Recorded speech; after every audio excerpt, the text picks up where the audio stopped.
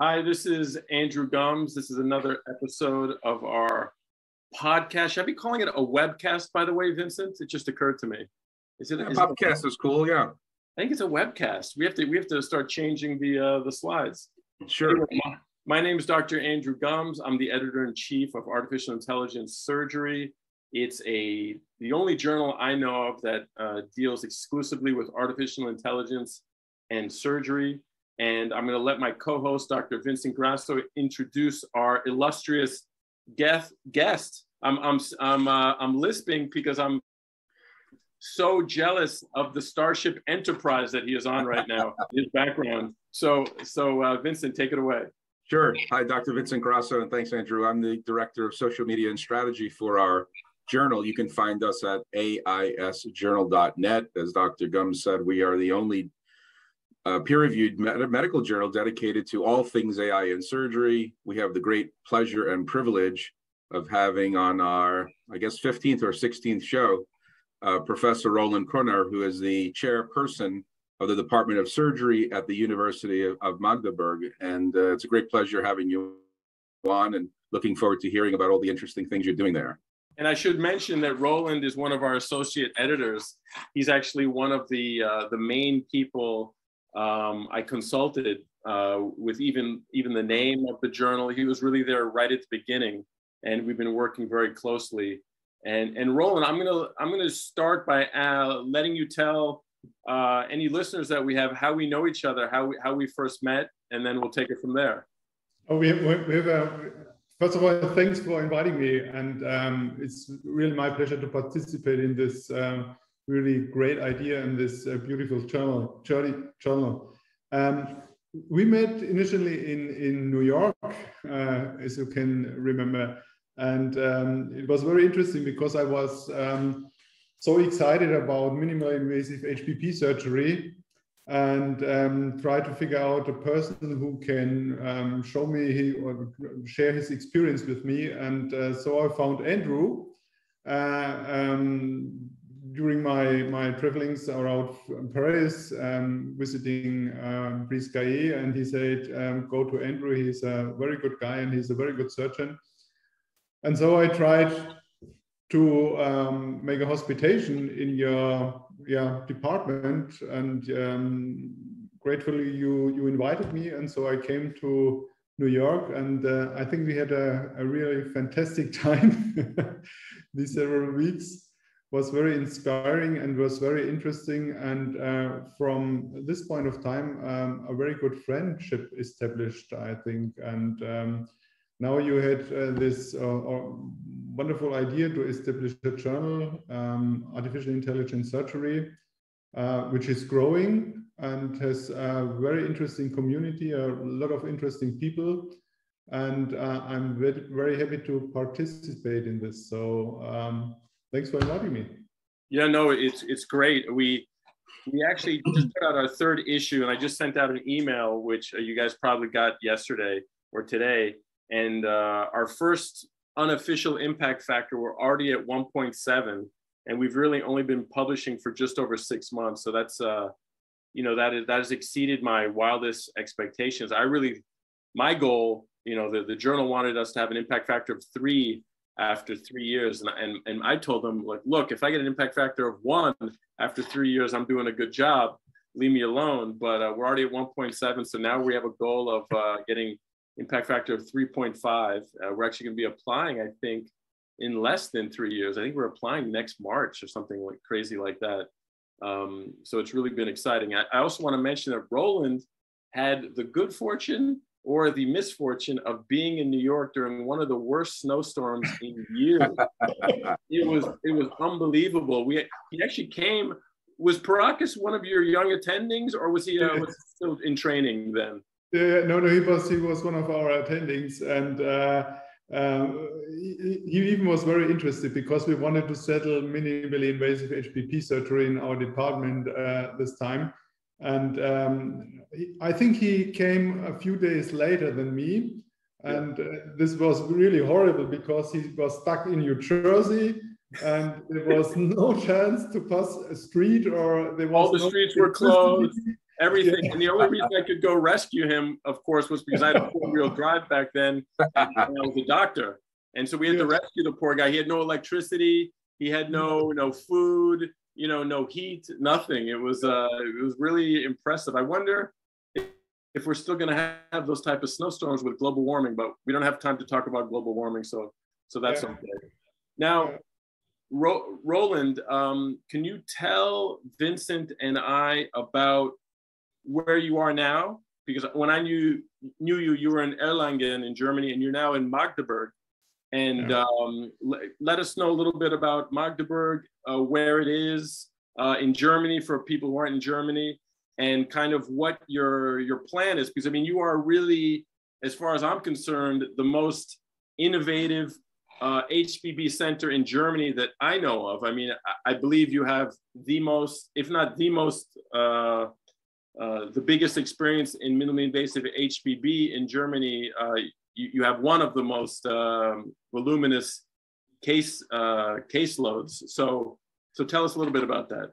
So Magdeburg is in the eastern of Germany. It's a quite young university, and it's located about it's 100 kilometers in the west of Berlin. So to get an idea where it is, it's somewhere between Hanover and Berlin. Yeah. And we have a very well established university hospital. We have a big department of general vascular, visceral, and transplant surgery. We do liver transplantation. We do a lot of HPP surgery and upper cheek eye oncology surgery, so colorectal surgery. And we are focused on mainly robotic surgery for minimally invasive cases. So we have a big program regarding of HPP, upper GI, and colorectal for our robotic system. And we are very interested. So maybe back to my history, I started in 2013 already in Erlangen doing robotic liver surgery. Based on this experience, when I came to Magdeburg, we settled a very big robotic program there. So we fostered this project, and we now do extended resection with the robot. We do ALPS with the robot. A normal hemihepatectomy is for us, it's not an open case, it's a minimally invasive case. I mean, you must be one of the busiest centers in all of Europe right now, not even just Germany. You really got started early in the robotic liver department. We are getting old, so it's about 10 years now since I do these things. So, and we pushed it forward and forward. The only limitation we have today is in cases where we have to do vascular reconstruction, I do it not robotic. All other cases, there is no reason to do it not minimally invasive and with a robot. So currently we have also established a very good training program for our young surgeons, which was recently published. We call it ROCS, Robotic Curriculum for Surgeons. And all our young surgeons go on the table doing robotics, starting with table assistance, and then they go with lower complex steps to the console, doing the steps, doing a procedure, and so they get trained. And as I told you, we have a project where we have upper GI. So we have guys doing esophageal cancer, gastric cancer, reflux surgery, and we have a team which is doing pancreatectomy, PPPD, and liver cases, and we have a colorectal group. So I think so far it's very well established, and we don't do it only in a clinical setting.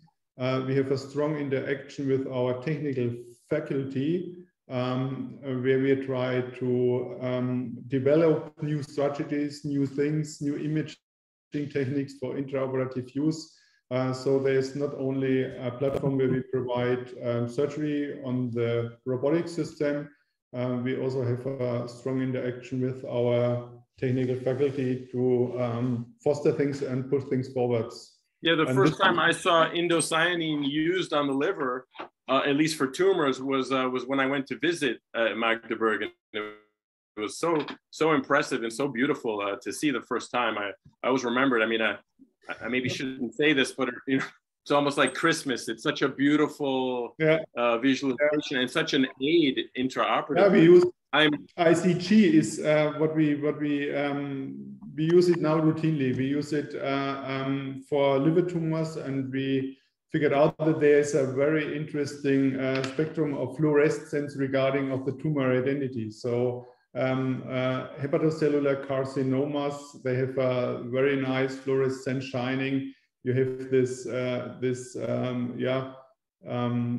frame around the colorectal metastasis. Yeah, it's quite different. You have this very nice shining in adenomas and something like this. So even in cases when you have extrahepatic spread of HCC, you can visualize it with ICG. So we have a study in our department currently where we evaluate and collect all these things. So it's very interesting. So Vincent, I know I'm monopolizing Roland. I'm going to just say one other thing, which I love to mention. And as you know, Vincent, you know, I don't like to toot my own horn, but I'm going to mention this. Roland was kind enough to help me become an honorary professor at Magdeburg. And the reason I mention this is multiple. Number one, in the United States, let's just say I never felt academic advancement came at a rate that it should have for someone with my skin tone, even though I had, you know, many more publications than a lot of full professors. So I became, you know, a professor, a full professor, granted honorary in former Eastern Germany. And on top of it, the reason I love to mention this story is I remember Roland took me on a trip to see the Duomo, the main cathedral of Magdeburg. And he's like, I must take you to see the Black Knight. And I thought he was talking about black armor, right? There's going to be a statue of a Black Knight. And it turns out, no, there's actually a statue from, I mean, I don't know, 600, 700 AD of someone who appears in the Bible, an African knight, like black skin, you know, and it's a statue there that's been there for over 1,000 years of this black man, you know, very close to representations of Christ and what have you. Let's just say it was a very surreal moment for me on multiple levels. So I don't want to harp on that, but I love telling that story because it just blows my mind for you know, multiple reasons. You know that. Yeah, Magdeburg has a very strong history. So from the Middle Ages, it was the first city of, or it was the city of the first emperor of Germany, Otto the First. Yeah, only few people know this. For this reason, it's a very, very old and very historic city. And as you mentioned, the dome, there are a lot of very interesting buildings here. So if you're interested in Magdeburg, come and have a look at it. It's very, very impressive. Yeah, very impressive. There's actually a verb with Magdeburg in it. Can you mind explaining that to us? There's Magdeburgisieren, but this is not very nice because in the 30-year lasting war, there was a battle in Magdeburg where they nearly killed all people in the city. I think only a few thousands survived in the dome, inside the dome.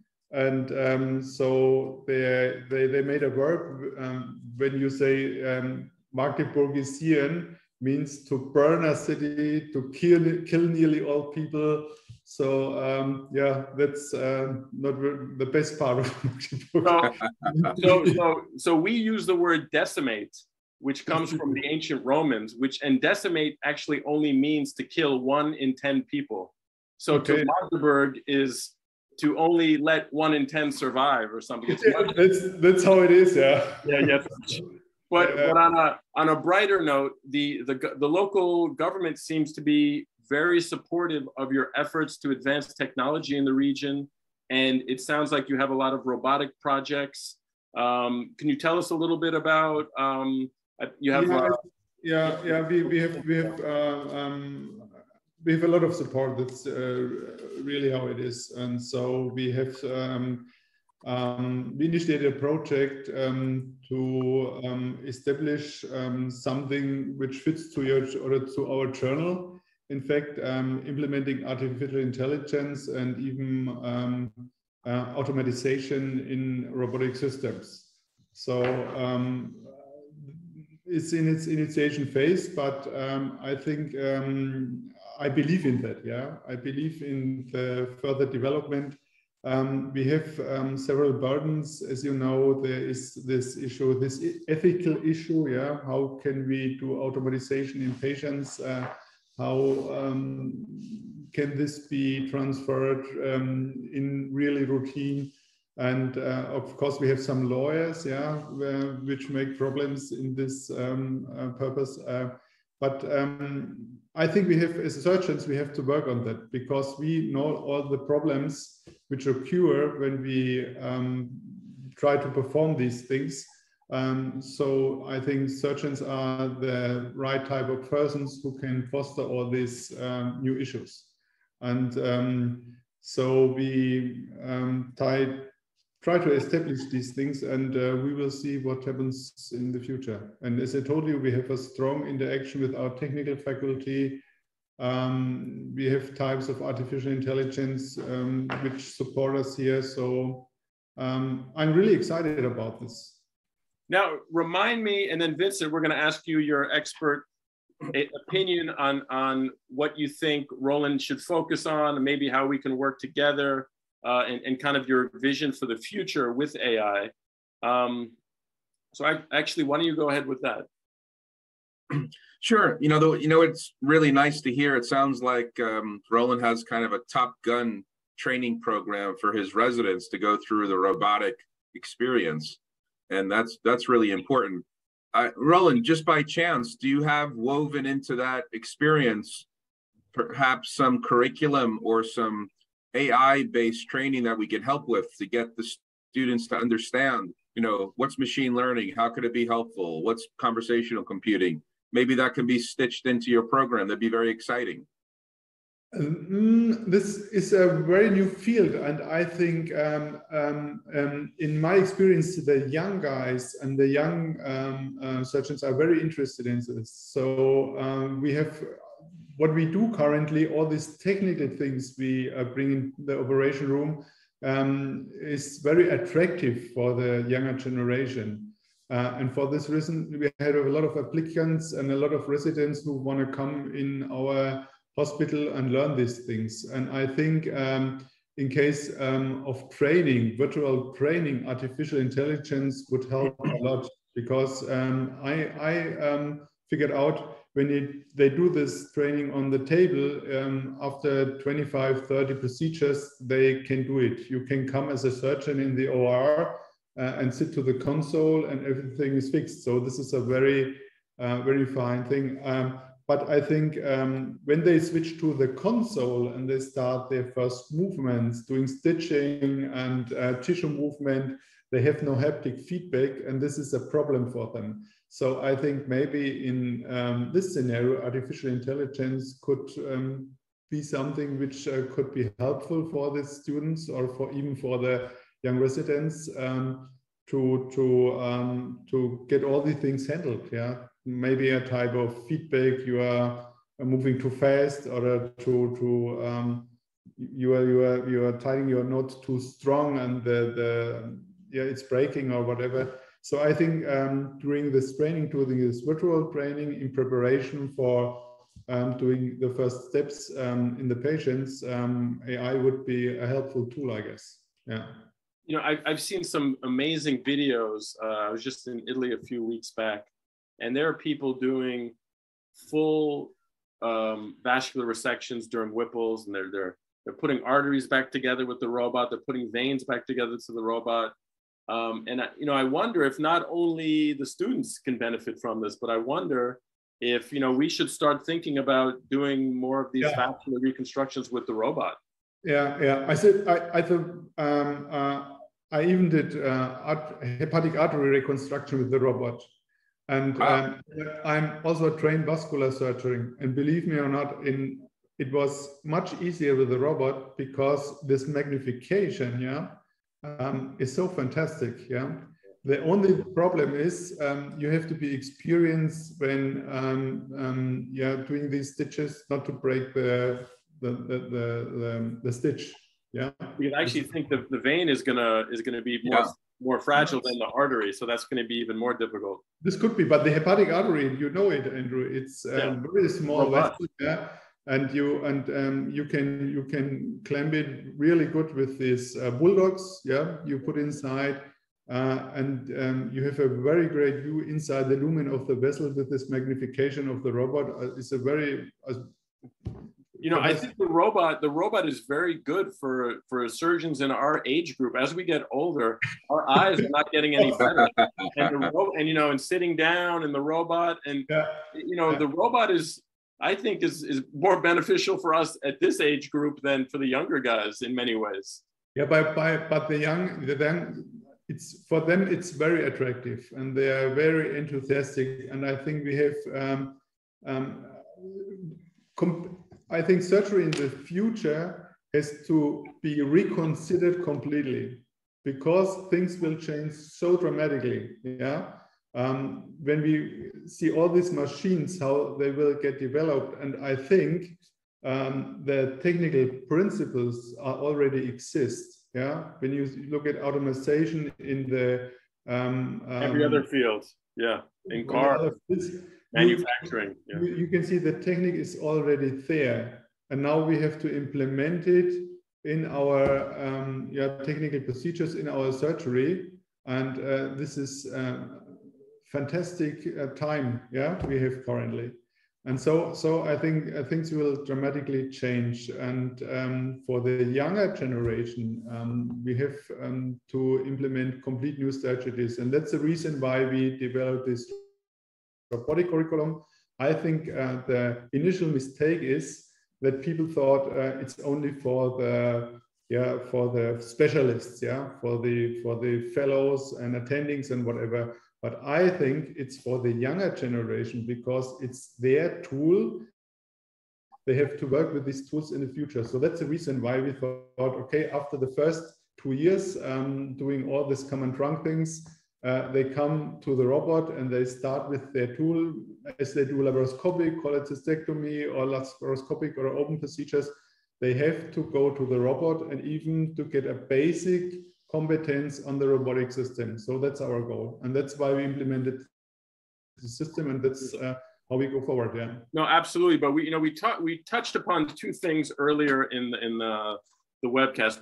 We talked about equity,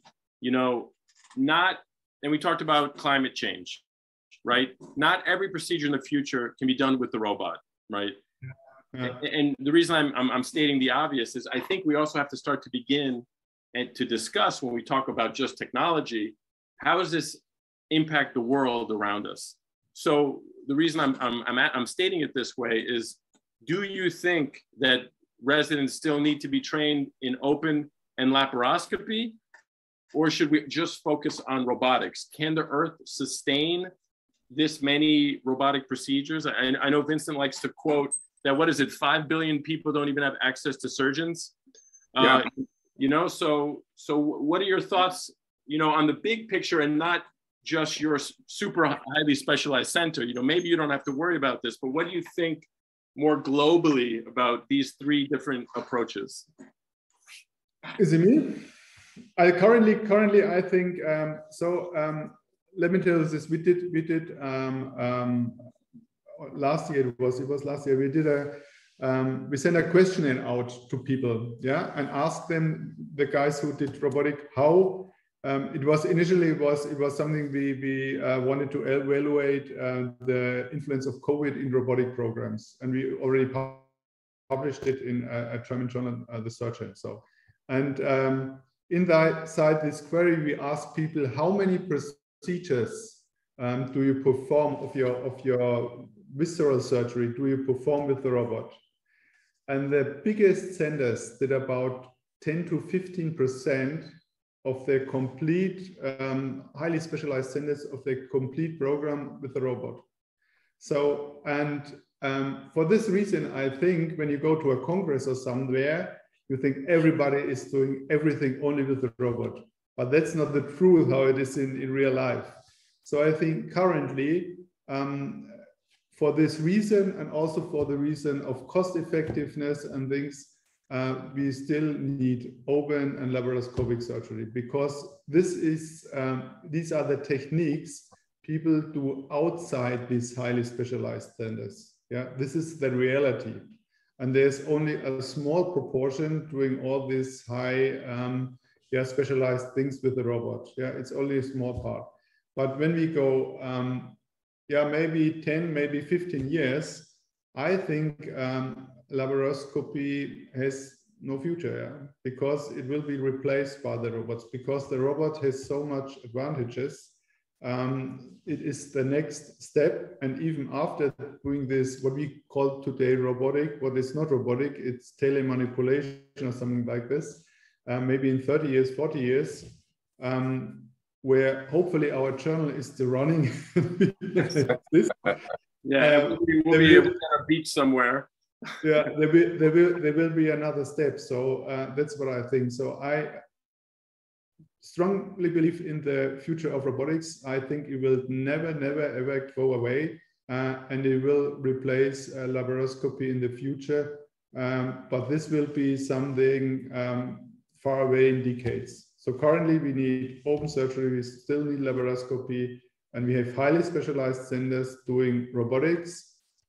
This is what we can say under construction, but the big picture is in the decaded future that robotic will replace laparoscopy completely.